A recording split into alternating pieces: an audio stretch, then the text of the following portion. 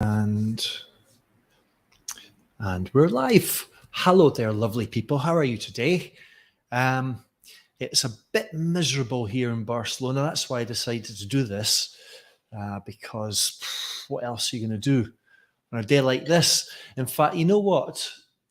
Just looking out the window, there's a Scots word that was voted a few years ago the most popular Scots word, and I say Scots, not Scottish. And there's a difference, between Scots and Scottish. Scots is the language or the dialect, if you prefer. And the most popular word in Scots, according to some poll reported by the BBC, is dreich, which means kind of cold and wet and grey and miserable. And dreich is, a pretty miserable word, isn't it? I don't know why anybody would decide that's their favourite Scots word. It's definitely not mine. That's why I moved away from Scotland, because of the dreich weather. Yeah. My favourite Scots word is idiot, which is great. A great word, idiot. And my sister, who lives in Barcelona too, hers is bobag. I don't know if these words mean anything to you, but idiot is great. It means idiot. Call someone, idiot. So try that. Hello, lovely people. Just sound check, checking the sound. Can you hear me? I think you can see me. Just say hello and let me know that I'm coming in to you loudly and clearly. And that always makes me feel better. Oh, nice and hot and hungry. I'm very, very jealous. But then, I moved to Barcelona for the weather and I can't complain. So I'm not really jealous. I just live with it. Yeah, we know what we mean. So thank you for being here. In case you're watching this, the recording of this, I hope you're having a nice day in the future. My name is Jamie Keddy. I'm the founder of LessonStream, a community of language teachers united with a passion for using story and storytelling to engage students in and out of the classroom and getting them doing stuff. And hello, Elizabeth. Elizabeth's a LessonStream member, so she's from the community, and she's happy to say, hi, idiot. Look, 10 marks for Elizabeth, because she even knows how to spell the word. It's not an easy word to spell. I don't even think I would have been able to do that, Elizabeth. No, that looks right to me. It's the kind of word I would recognize. We don't tend to write words like this. Elizabeth, how would you write the word bobag? Is this one of your favorites? Bobag, how would you write that? Raining in, hi from Uruguay. Hello there. Georgelina, raining in Argentina. So we're united in the weather. Hello there, Tara. Sunny in England. It's not right when it's sunny in England and raining in the rest of the world. What's it like, Hans? What's it like in St. Petersburg? And you're not going to take the bait, Elizabeth, there, are you? Hello there from Julia in Italy. So do you know why I've called you here today? Do you? I wonder if you know this story, the story that you can see in front of you, the biscuit thief. There we go. That's it there. Elizabeth, bobag. My sister loves calling me that. Just let me know, do you know this story? Do you know the story of the biscuit thief? It's a story that I'm very fond of. And turn the light on there, give you a bit of lighting. Myself, a little bit of light. Do you know the story of the biscuit thief? I think I've told it before on or during a LessonStream live. And I don't know if there's anybody here who went to the API conference in Lisbon almost two weekends ago. I was going to tell this story during my opening, I didn't open, during my plenary session, but we had a few technical issues and I had to go slides free, and I had a PowerPoint. I couldn't use it, so I didn't get to tell this story. And I did want to tell this story, and then I wanted to use this story as a way of kind of exploring possibilities for teacher-led storytelling in the classroom and the value of a story, what we can use it for, what we can do with it. And so really this is part of the talk I was going to give in Lisbon that day. It's been hanging around on my slides, in my brain, So this is me kind of getting it out there, I guess. Don't know how you feel about that. So what I'm going to do is I'm just going to take you through, first of all, a process, because this is a lesson plan in the LessonStream membership. And I'm going to take you through the process. And one of the, I should have just said, by the way, one thing that I didn't mention that I should do is some of the techniques and the principles that we're going to be looking at come out of this. This is the LessonStream story course. So a lot of the ideas and a lot of the techniques and a lot of the principles come from this, the LessonStream story course. And one of the techniques, I would say this is one of my favorite and definitely one of my most used techniques as a storyteller in the classroom, is what's referred to in the story course as a story pathway. And in the lesson plan, in the Biscuit Thief lesson plan, it all starts with students just having to complete this collocations match. So very simple, the standard sort of thing: to catch a train, to kill time, to do a crossword, sit down at a table, to open a packet of biscuits, to reach across. Luckily, I've got it already done for me, so I don't have to do that. Yes, to catch a train, to kill. Isn't it funny, isn't it? I always think that time is such a precious thing, you know. Sometimes we're told that time is money. And yet sometimes we have some spare time. What do we do with it? We kill it. We stick a knife in it. And it's all a bit violent, isn't it? And I just don't understand that. Something so precious. Why do we have to be so violent towards it? I just don't know. But this, what you see in front of you, is what is referred to in the LessonStream story course as a story pathway. And a story pathway is a very simple idea. It's just a pathway of phrases or words or phrases, language items that students are going to meet when they hear the story. It's as simple as that. Importantly, the order that you see them in, from top to the bottom, is the same order that these phrases appear in the story. Now, this is such a simple technique, and it is so, it's just such a great way to do things. Let me tell you why. Let me give you 4 reasons why this is a very valuable way to do things, you know, before you tell a story. First of all, it allows us to bring language into play, you know, language that students are going to meet in the story text. You know, this could be an opportunity for us to introduce language, prime students for words or phrases they're going to hear, pre-teach it, if that's what you like to say. And I wonder if you've ever experienced this as a teacher, where students are going to get a text, you pre-teach some language from it, they move on to the text, they find a word and they say, "Teacher, what does this word mean?" And you say, "Well, we've just looked at it. I've just pre-taught it," or apparently didn't. This is something I've experienced a few times. If students are aware that the language in the story pathway, and it's important that they are, is language and phrases that they're going to meet in the story, and if you point to it as you go through the story, then that's not going to happen. It makes that, let's call it pre-teaching, although I'm not such a fan of that term, but it does make it much more sort of meaningful in this way. You know, students see the language, they get it before the story. So it gives us an opportunity. That's the first thing it allows us to do. It's great for comprehension.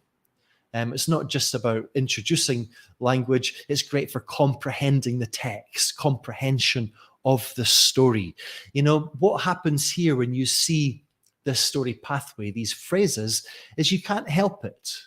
You start to form this sort of imaginary narrative in your mind of where the story is going to go. Am I right? You might be wrong. You don't know if you're wrong or right. It's not important. It's not even about wrongness or rightness. It's just you and your sort of predictive narrative. And then later when you hear the story, you'll compare the story that you hear with the one that you constructed in your mind. And this is really good for comprehension. The third thing that I think a story pathway does is it makes students curious. Very, very important. Curiosity. We talk about engagement a lot, but the word engagement is quite a sort of vague term. It can mean lots of different things. Curiosity, on the other hand, is very easy to define. When we talk about curiosity, we know exactly what we're talking about. And the fourth reason for using a story pathway is it may provide an opportunity for getting students to produce language. You know, that narrative, that imaginary narrative, silent narrative that they construct in their minds and in response to the story pathway can then be put into words. And I wonder if you could do that. I'm not going to ask you to type it into the chat or anything, but you could just ask yourself, and I'm sure you've already done this, where is this story going to go? You may have heard it already. Doesn't matter if you have, but where is this story going? And this is something I always like to do with a story pathway, or at least something I've been doing recently. I like to put it into Chat GTP and see what Chat GTP has to say. So this is what I did here. I turned to Chat GTP and I said, hey, Chat GTP, if you're not too busy, can you write me a story which makes use of all the following phrases in the order that I am giving to you here? To catch a train, to kill time, to do a crossword, sit down at a table, etc., etc. Feel the tension in the air, breathe a sigh of release. And can you change the form of the verbs? Or rather, you can change the form of the verbs if you like, to put them in the past tense, for example. Also, please give me the story in the sort of style of an anecdote, something that really happened, and please give us a story in the first person singular. And this is really interesting. This is what ChatGTP gave back. It said, okay, I was rushing to catch a train at a station. I had just a few minutes to spare before it was due to leave. So I decided to kill some time by doing a crossword puzzle. I sat down at a table and pulled out my newspaper, pencil, and a packet of biscuits. I was so focused on the puzzle that I didn't notice the man sitting across from me until he reached across the table and helped himself to one of my biscuits. I looked at him in shock, and he quickly looked away immediately. I could feel the tension in the air as I sat there, unsure of what to say or do. But then the man spoke up. I'm so sorry, he said.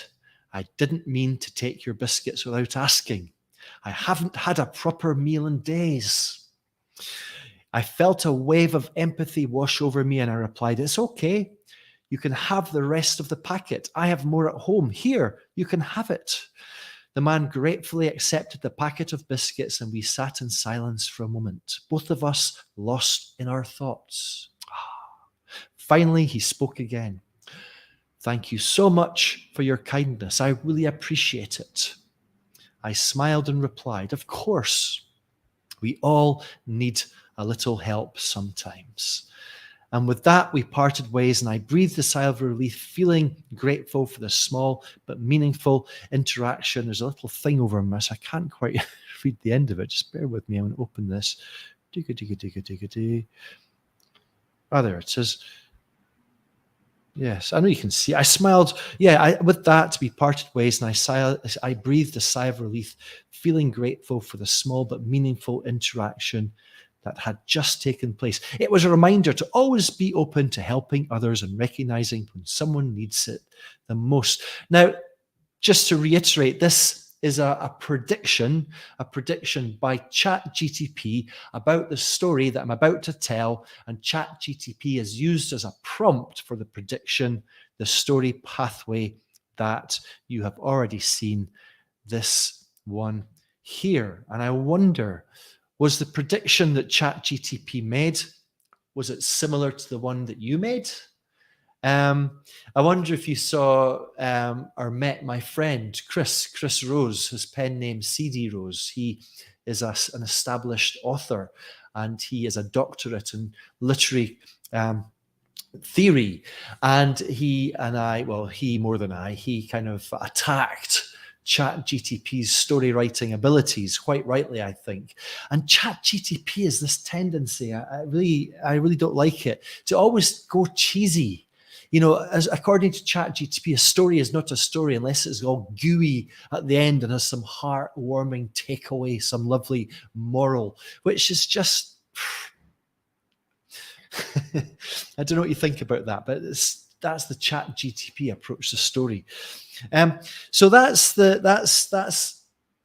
if ChatGTP can come up with some sort of narrative, some sort of predictive narrative and spawns the story pathway, I always think it's worth maybe asking students to do the same. So a few people have just come. Hello, everyone.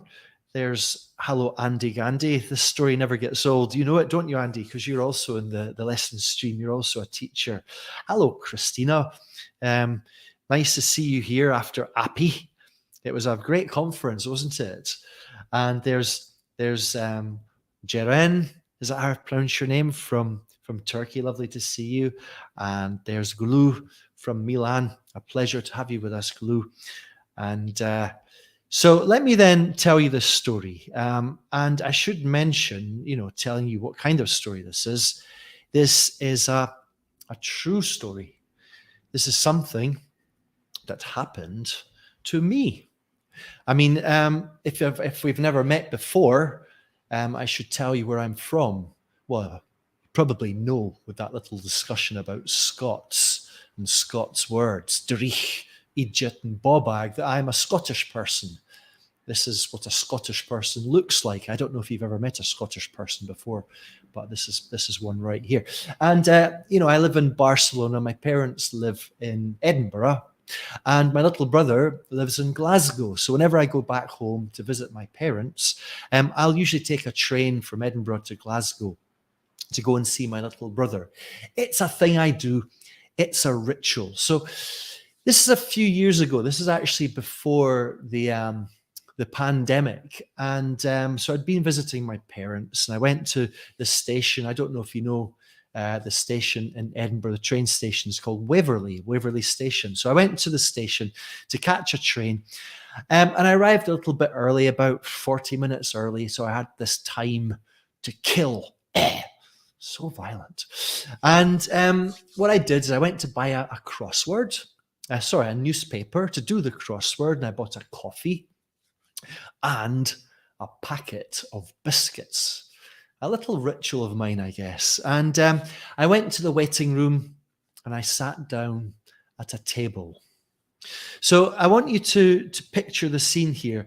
I'm sitting at a table in the waiting room. My newspaper is open at the crossword page. On the right-hand side is my coffee. And kind of almost in the middle of the table, is my packet of biscuits, unopened. And directly in front of me, there's a gentleman sitting there. And he's just a normal looking guy. He's wearing a suit. And I did not expect him to do what he did. Let me tell you what he did. He reached across the table. He picked up the packet of biscuits, my packet of biscuits. He opened it, he took one out, and he popped it in his mouth. And I'm thinking, WTH? I couldn't believe it. I couldn't believe what was happening here. In my life, I've never had to deal with something like this. I didn't really know what the protocol was. So what I did was absolutely nothing. I just kind of pretended not to notice him. I suppose this is me being typically British. And after a couple of minutes, I decided I'm going to have a biscuit. So I picked up the packet and, had to pretend not to notice that it was already miraculously open. So I took a biscuit and then this man, he took another one. And I'm thinking, WTF by this stage. He's taken another biscuit. And again, it's because I hadn't said anything the first time. I felt that I couldn't really say anything the second time, I just had to pretend not to notice this stranger who was helping himself to my biscuits. And I was kind of pretending to be calm, but inside I was absolutely furious, you know.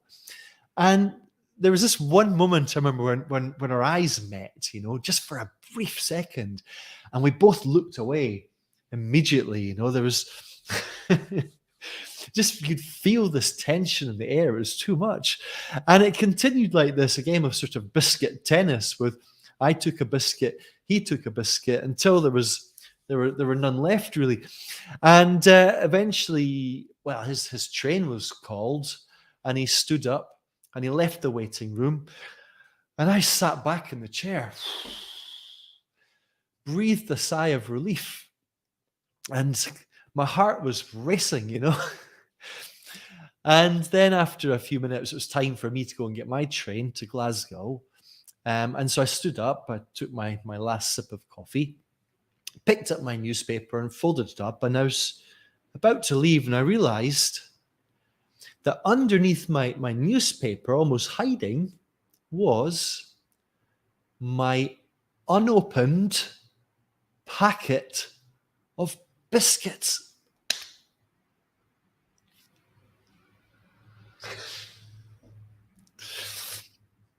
What do you think of that then?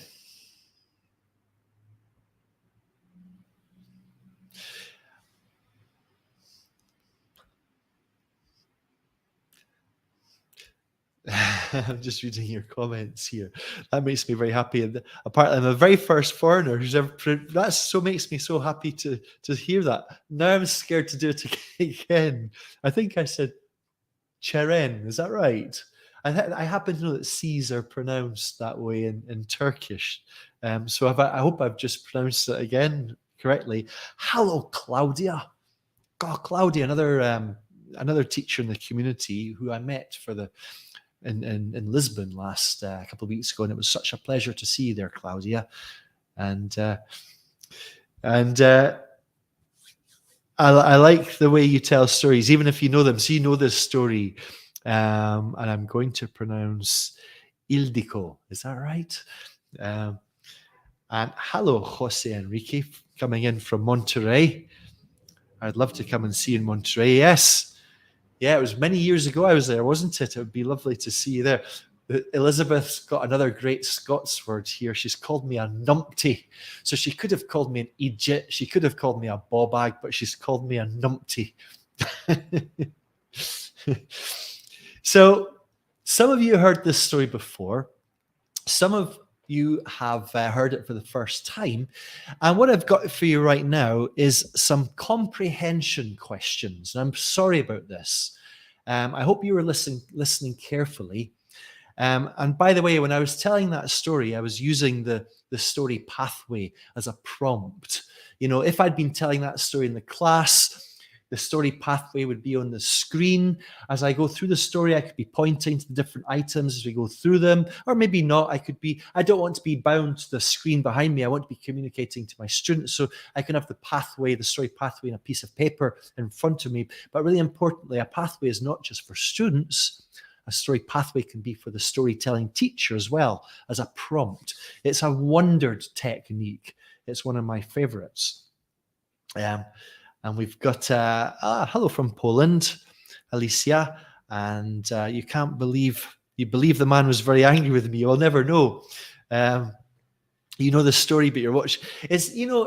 I used to worry, and this is really true. I used to go to conferences, and I used to work with teachers and do workshops. I used to be terrified that I might tell a story that I've already told it before, and I would meticulously keep notes on what stories I'd told where. I still try and do that, but I'm a bit less organized these days. And strangely, what I've discovered is that people enjoy hearing the same story twice. We never experience a story in the same way. There's always something different to notice in it. And I would love to know, those of you who have heard the story for the second or even the third time, is there anything you noticed in it or anything new that you took away from it that you didn't get the first time? I'd love to know. And Georgelina says, you think that my reaction was really polite. You think you might use a story and compare ideas from students to how they would have reacted. Well, this is great. That's one great way to use it, Georgelina, or Jorgelina. I'm not sure where you're from, but that's a nice idea. So what I've got from you here, this is you don't have to answer these questions, but you can if you like. In fact, it would be quite nice if you were to do so, bearing in mind, however, there's a time lag between you seeing me and you seeing me is actually what I looked like 15 seconds ago, because there's a time lag. So it doesn't always work well. But yeah, please do type your answers into the chat. Okay, comprehension questions, okay? Questions for comprehension. Number one.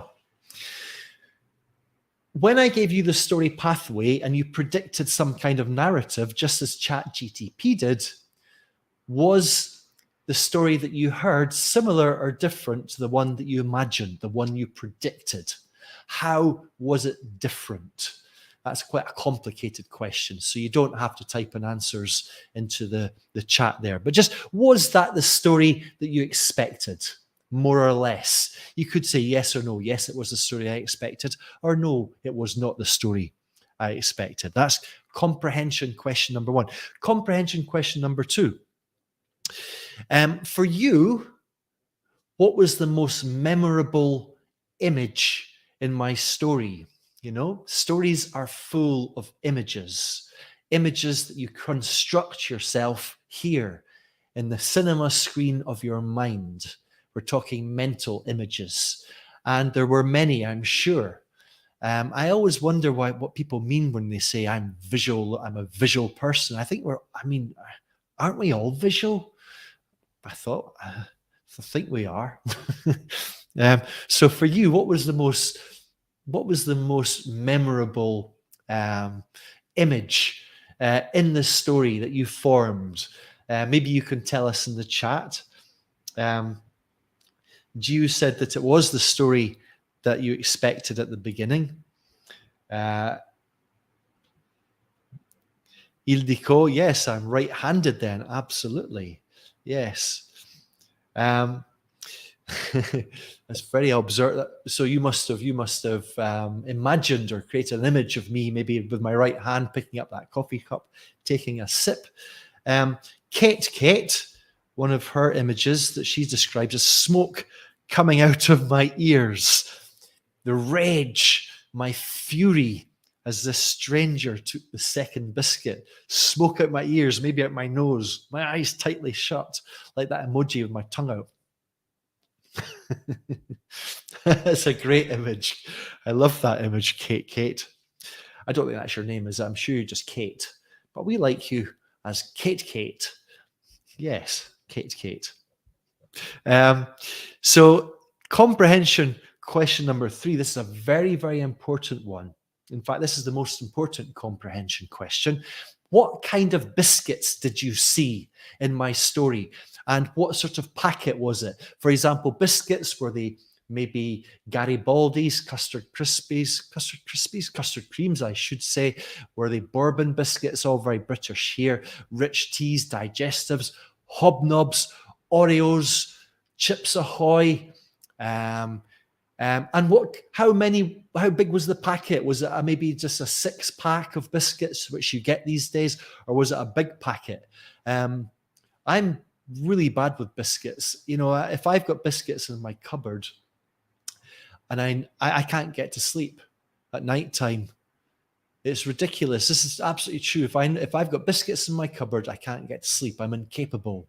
So if I buy biscuits, I know there's always a risk that I might end up eating them all, which I always do. So if I always have to risk it with a biscuit. That's what I always say. Risk it with a biscuit. Or with a packet, rather. Let me just see some more. It's just Kate, says Kate. I thought so. So Tara says, the look on my face when you spotted your packet of biscuits under your newspaper, the note, oh no. Another sort of emoji, isn't there? That face slap, palm slap, whatever you call it. We've got Lucy saying facial expressions of the characters. Lots of facial expressions. You know, it's not surprising that the most memorable images are facial expressions, because we focus on the people, don't we?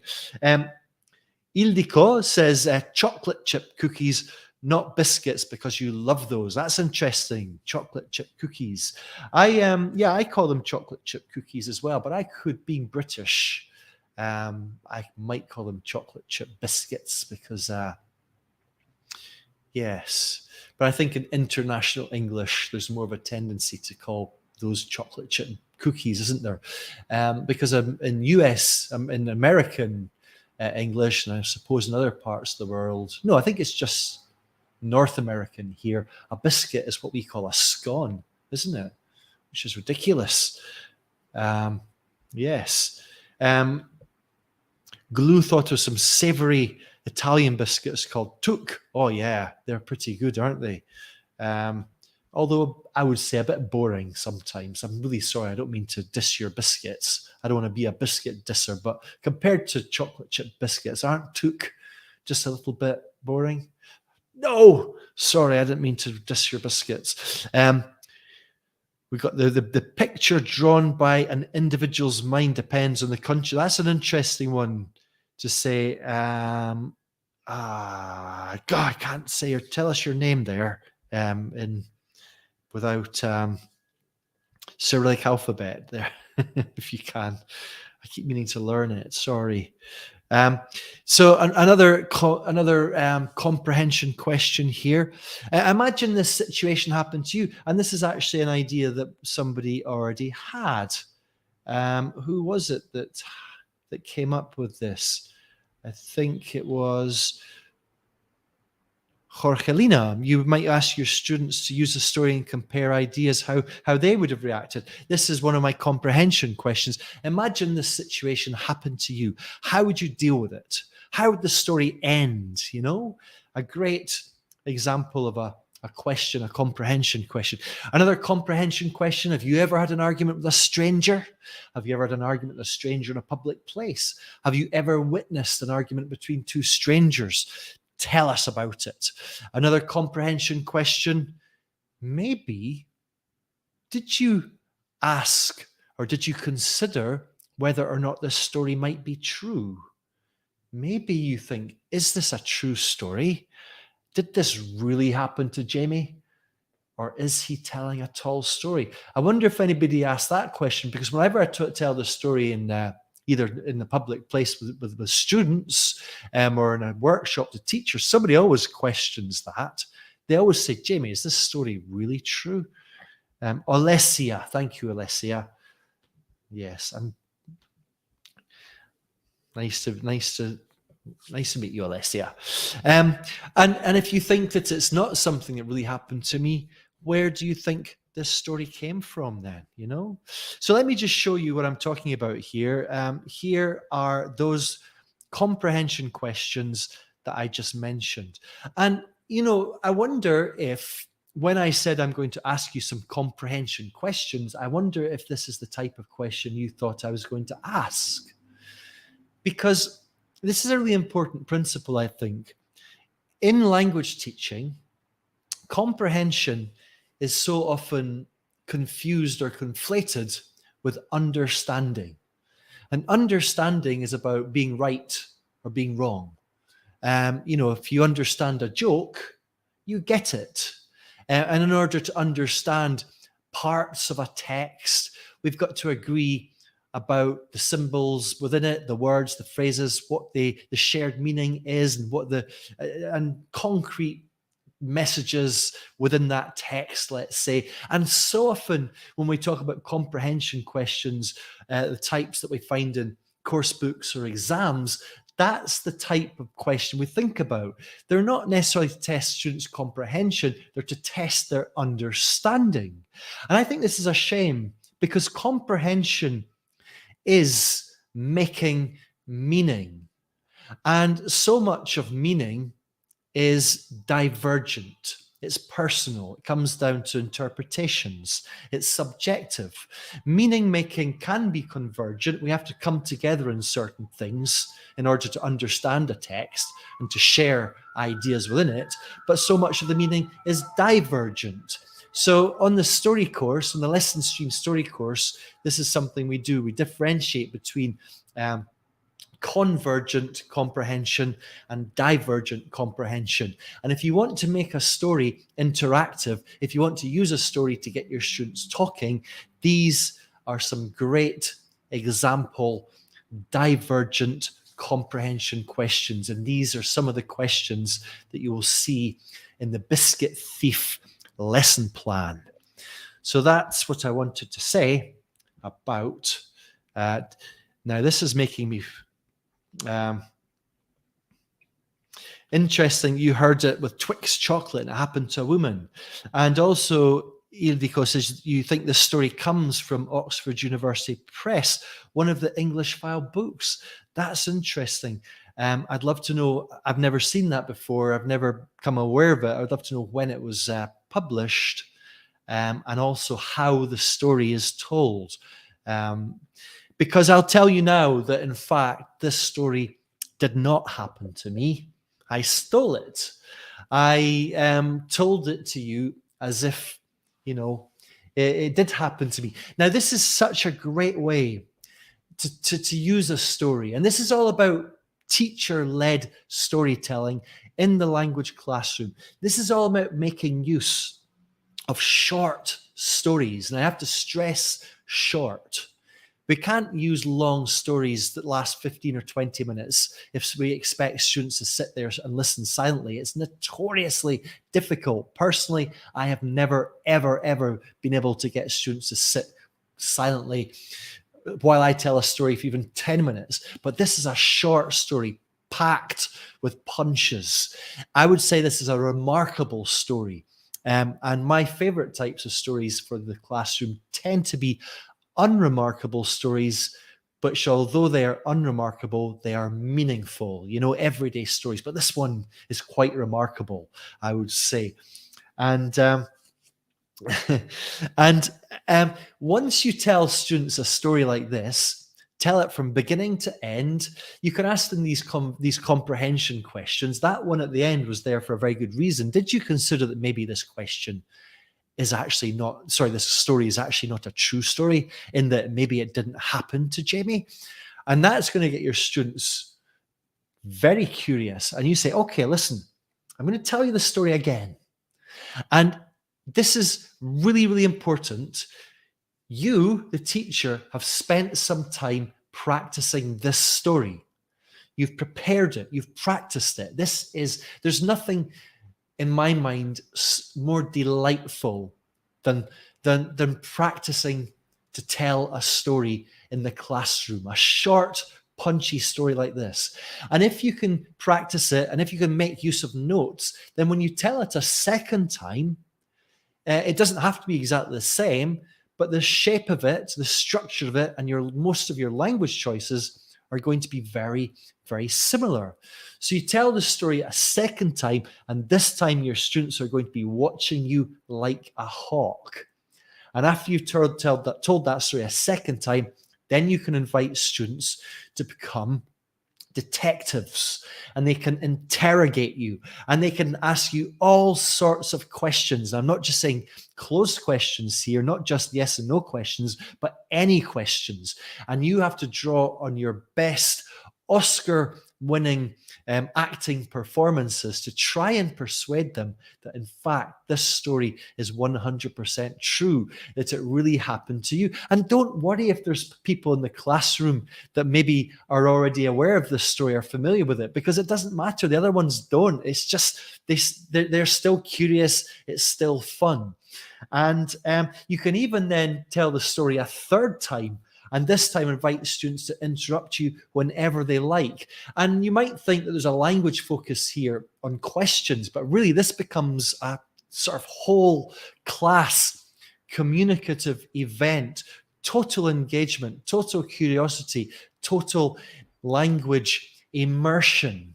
And this is just the value of story. And we did a LessonStream live recently with a friend of mine, Richard Chin, who spoke about emergent language. And you can imagine all the language emerging from this that you would then work with your students as they ask these questions, as you give them answers back, as they then give their theories and their hypotheses. You write this language on the board. There's so much potential here.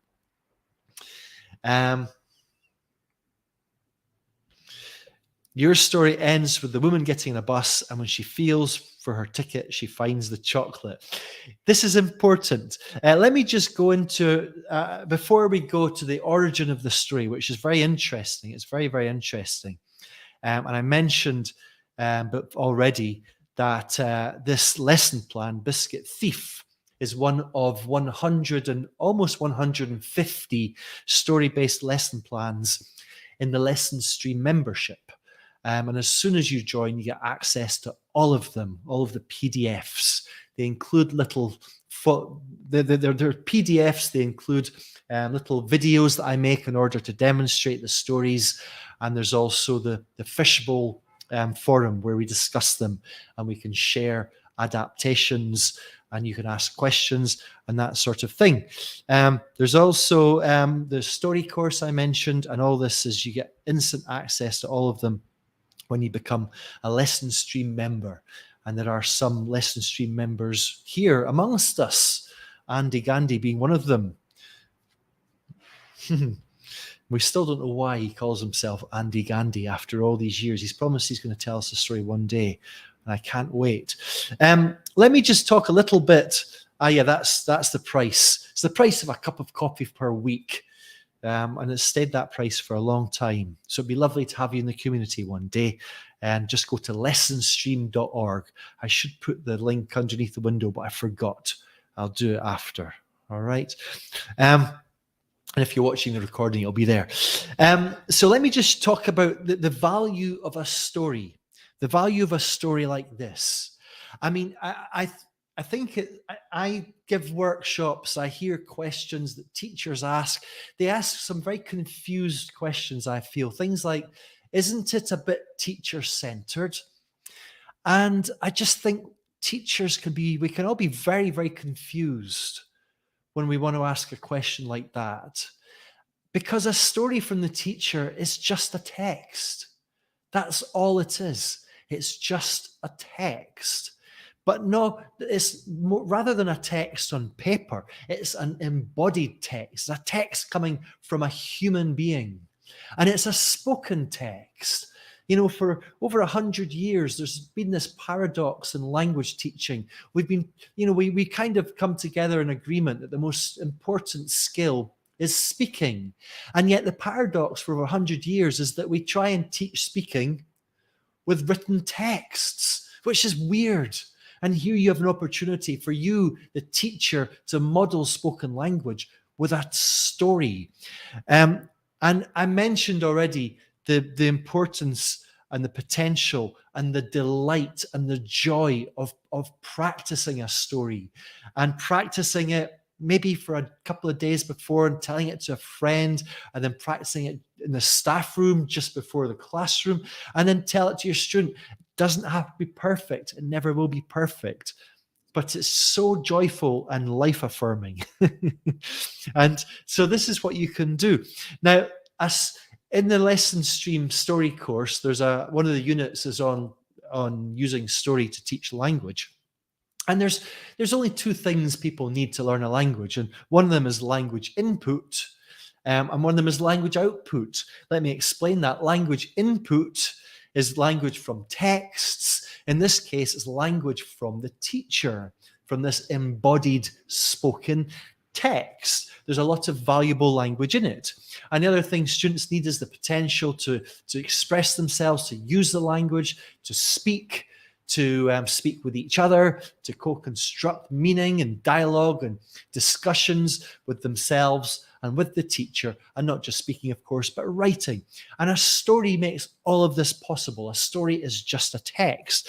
So let me just give you some of the ideas here. You know, language input, just working through these. We had the language related to, there's a little bit of language there related to trains and train stations and the story text, not much. I could put some more if I like. There was those collocations, you know, the ones we looked at in the story pathway, some good stuff there, I would say. What else do we have? We've got, you know, phrases for talking about awkward exchanges with strangers, for example. Pretend not to notice, to ignore, furious inside to deal with a situation, a tense situation, a sigh of relief, our eyes met to look away immediately. This is good stuff, all wrapped up in this kind of situation, awkwardness. And there's aspect. A lot of teachers say, well, I'll use a story like this to teach the past simple. No, don't do that. What you're looking for is aspect. Comparing, in this case, say, simple with continuous. There's some examples of continuous open verbs with simple closed verbs. And stories will often start in the setup with some continuous openness and then move into sort of completed actions, closeness. And that is aspect. That's one aspect of aspect in any case. And speaking of that, you may have noticed that my story kind of went in and out of the past narrative and the present narrative. I think I know I did because I've practiced the story. I started in the past narrative, and notice I'm not saying the past tense because that implies past simple, but the past narrative, which encompasses, past perfect, past continuous, past simple. And then I moved into a moment where I brought it into the present narrative when I described the scene. I'm sitting at the table, my coffee's on the left, the biscuit's there, and there's this guy sitting at me, etc. Then I moved back into the past narrative. This is what we do in storytelling as a natural way to talk. I can use my story to point these things out. This is pointing out spoken language. And if you're brave as a teacher, you can even film yourself. I know that most of you wouldn't want to do that, but if you can, this is a great thing for your students. They would really appreciate it. Who wouldn't? If you were to learn a language and listen to your teacher speaking the language that you're learning, you would, and your teacher told you an engaging story, how valuable would it be to have that story captured on video? There's so much possibilities for that. And then, of course, there's storytelling devices let me just give you 3 examples of storytelling devices. And there are hundreds, and we try and explore these in the story course. But, as a nice marker, let me describe the situation, something I find myself saying a lot when I tell a story, or picture the scene, or I want you to imagine this. And then I picture the scene. That's when I brought it into the present narrative.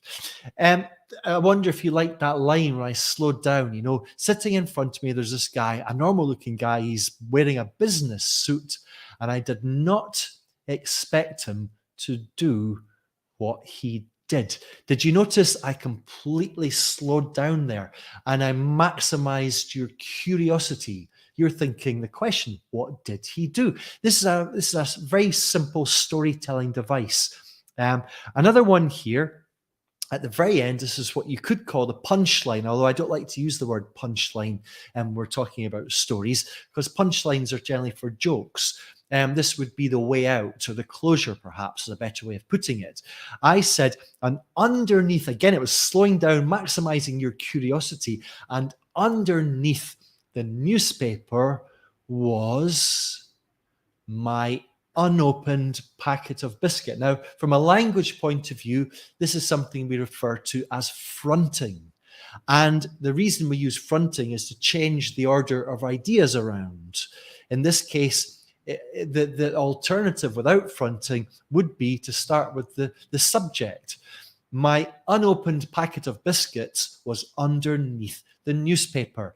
That is much less engaging, much less curiosity enhancing or arousing than the fronting version, which is, and underneath the newspaper was, wait for it, curiosity, my unopened packet of biscuits. In fact, I used fronting previously, so I said, and sitting in front of me was a man, a stranger in a business suit. So fronting is a very common language device when we're using storytelling of this type.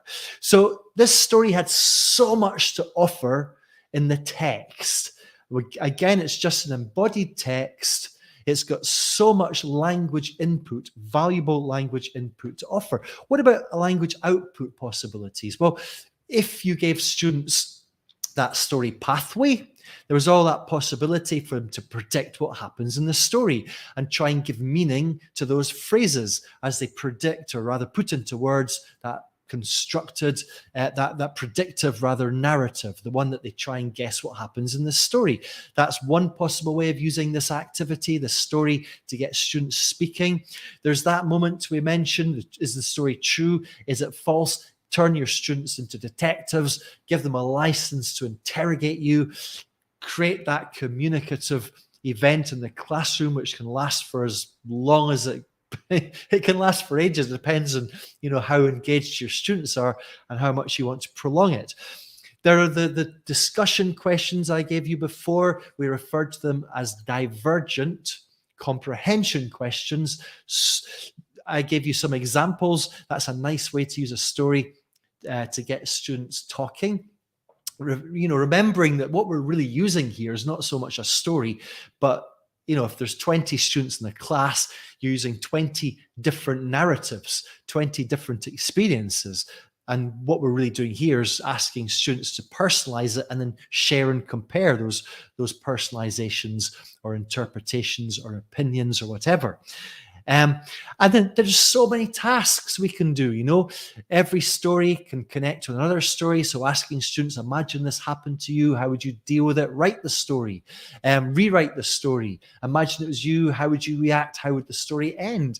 And somebody mentioned the cultural part here. There's definitely a lot we can do with it from cultural aspects. I know some students say, well, there's no way I would just, I've worked with students. In fact, I've got experience of this, first-hand experience. So I once worked with some students, Muslim students. Well, we said, from Muslim countries, we were taught that you should give a stranger. And I've got very first-hand experience of that when I worked in Palestine, being the subject of some absolute total generosity from some Palestinians. And so when I was told this, I say, I know that's the case. And so other tasks we can have: investigate the story. I've not even told you where the story comes from yet. So students can turn into detectives and they can find out the story behind the story. So there's so much. There's also writing tasks here. You could have this may be a bit obvious, but a diary entry where students, we mentioned it before, students retell the story. It's like a text reconstruction, given a new meaning. How would it be different? That could be voiced as a storytelling. Imagine you're telling your loved one that story later that day, or a diary entry, let's say. There's so many possibilities. These are all things that we explore on the story course. Now let's just, we're almost ready to wrap up here. And I just want to tell you that, where this story came from. And Kate just mentions, not Kate, but Kate, a video is a great idea. A few years ago, it would have filled you with horror, but you think it'd be a very valuable tool for students.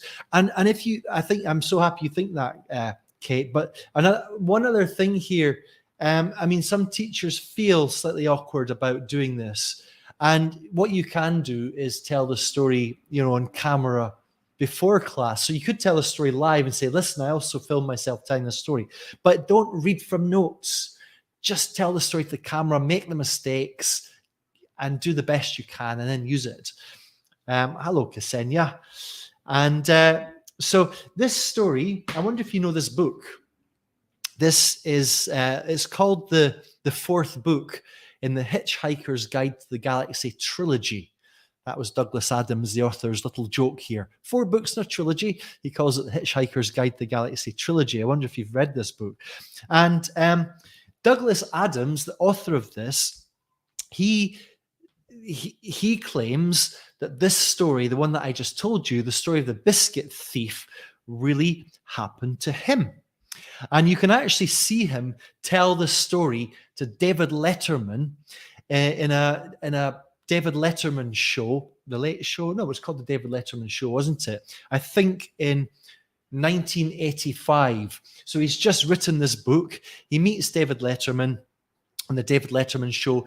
He tells him the story. He says, or at least he claims, not on the show, but he's claimed that it happened to him at a Cambridge station, train station Cambridge in 1976.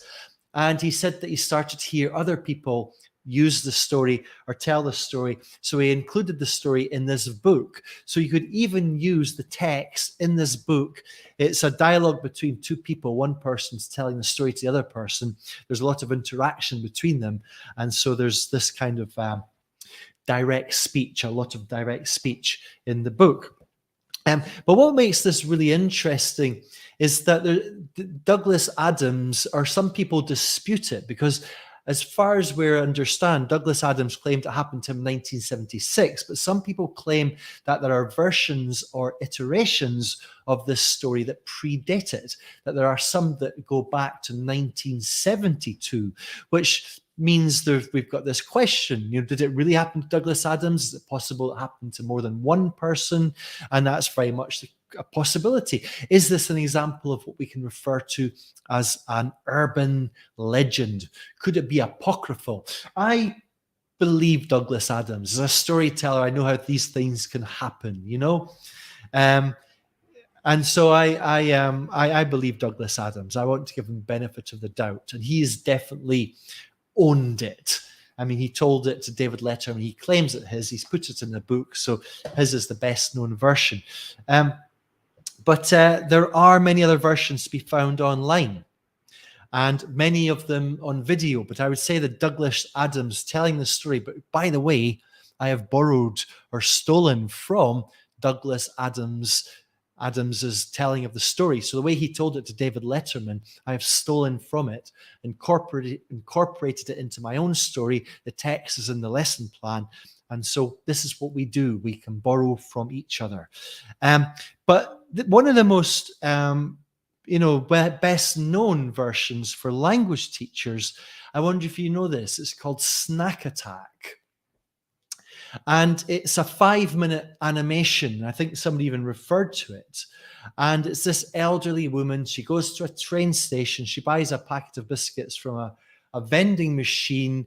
She goes out onto the platform. She sits on a bench. There's this teenager beside her. The teenager, helps himself to her biscuits. She's really furious. Typical young people. She gets on the train. She goes for a ticket, realizes that her biscuits are in her bag. And I get so many teachers sending me because they say, I know you like video, Jamie. What would you do with this? And my answer is, why would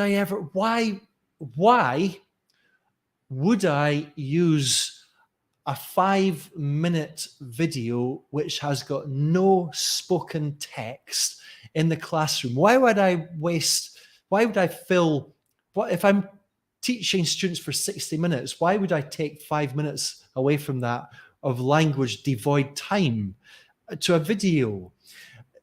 Why would I not? And I know why a lot of teachers will do this. Teachers think, okay, here's the case I'm going to put to you. Human beings love stories. We are creatures of narrative. And that's why teachers are attracted to video. There's nothing special about video, but video offers us stories. But we've got to be more discerning than that. Why? I don't understand why in the life of me anybody would choose this story in the video version over the anecdote version told by a human being. If a teacher thinks, I'm not going to tell a story because it's too teacher-centered, that is the most uncommunicative thing I can possibly imagine. And to make things even worse, I just want to show you something here. And this actually, this upsets me. This genuinely makes me quite upset. Bear with me here. Just got to work out how to do this. Screen share. Now what I'm going to show you here, in my mind, if we take bad language teaching and all the things that we can do that are bad, this is at the bottom of the pit. This is at the bottom of the sludge pit of the absolute tripe that goes on in language teaching. Everything that we know, everything that we know in language teaching, this is not how languages are learned. And yet time and time again, this is what teachers love. And this is the snack attack video. And the idea, I don't know who this is. I don't know who this guy is, but it comes from this website. I don't even know what the website is. But unfortunately, teachers think I'm going to like this because for some reason I like video. They say, Jamie, you're going to love this. I don't. I loathe it. I absolutely loathe it. So you press play here.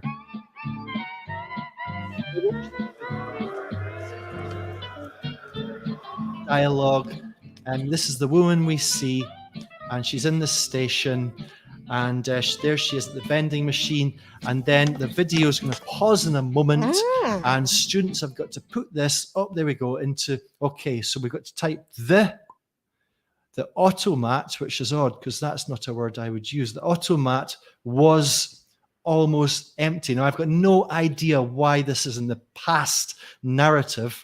It's completely shoehorning. It's a very unnatural way to express what's going on here because it is almost empty, but that's a detail. That's a tiny detail. So yeah, I got bingo. I got the right answer. Yay. Okay, let's go on. And this continues. And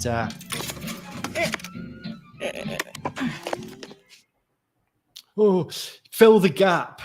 The lady, I guess it's past again. The lady put a coin in the machine. This is tripe. This is just the worst of the worst. As I said, everything we know about language, this is not how we do it. Why would we use this beautiful story? I don't mean this film. Why would we use this story to teach one form of a verb? It makes no sense to me. You know, it's a multiple choice. It's reducing everything to the worst thing we do. So, and I'm right. Bingo. It's a bingo. Was said in that. So let's just keep going a little bit. So yes. I mean, I don't think I should. I think you get the idea here, don't you?